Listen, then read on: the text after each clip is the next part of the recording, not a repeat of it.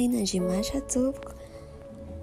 Faly zahay eto amin'ny Kristo Ambasy Madagasikara ny izara ny rafisodiny famarinana ho anareo indray anio alahady 20 ny volana aprily taona 2024 izao. Ny rafisodiny famarinana izay soratany Pasteur Chris Oyakhilome izay filoham-panorina ny Fiangonana Kristo Ambasy Madagasikara anio dia mitondra ny lohateny hoe matoky ny fitariana.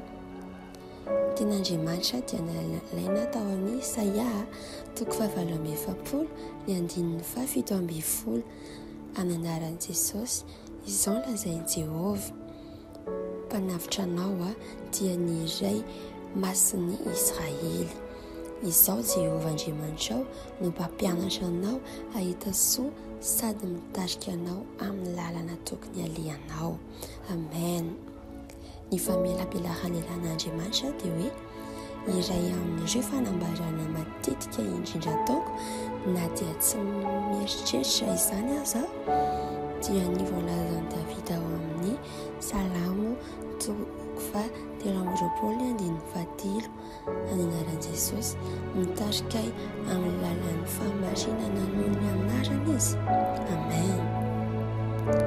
Nianatra ny antehitra tamin'ny fitarihany aho ary natoky fa nahaiza naiza misy ahy dia eo amin'ny tokony misy ahy foana tokoa zaho. Dinio izay novakitsika tao amin'ny andeha fanokafana ny tena fanomezan-tompo izany. Andriamanitra dia tena mientanentana ny amin'ny fahombiazanao ary manome antoka izy fa mandresy mandrakariva ianao satria manome anao ny tari-dalana izay ilainao izy. Amen. Andiny hafa tokony ho sainsaina ny ao amin'ny Salamo 7:30 ny andininy 8-10. Eto Andriamanitra dia milaza hoe andalan'i Jesosy manome saina anao sy ampianatra anao izay lalakalianao ao hitsinjo anao amin'ny masoka nolotsainanao ao. Amen. Izany tenin'Andriamanitra ho anao. Tena pino hoe izay matoky a Jehovah kosa dia hodidin'ny famindram-po. Alleluia. Matoky amin'izany famarinana izany. Angamby ianao ao anatin'ny toejavatra iray izay ilanao fitarihana na ny famindram-pon'Andriamanitra. Fantaro fa tsy lavitra anao izany. Hoy ny Hebreo 4:9 amin'ny anaran'i Jesosy. Koa aoka isika nantona ny seza fiandrianan'ny fahasoavana amin'ny fahasahiana mba ahazoantsika famindram-po sy ahitantsika fahasoavana ho famonjena amin'izay andro mahory.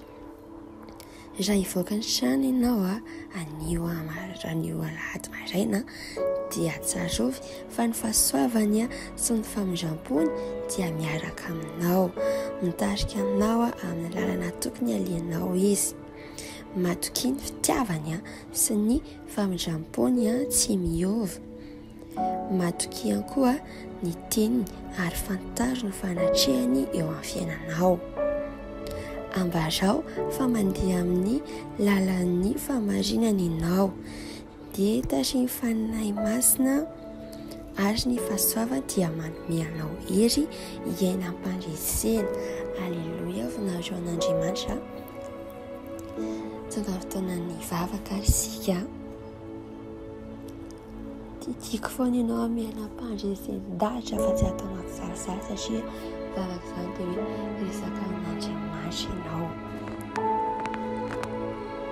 Tiako ty vavaka izay ataontsika ataonao amin'ny fonao manontolo fa nisy fiantraikany eo amin'ny fiainanao izany. Ray malalo misaotra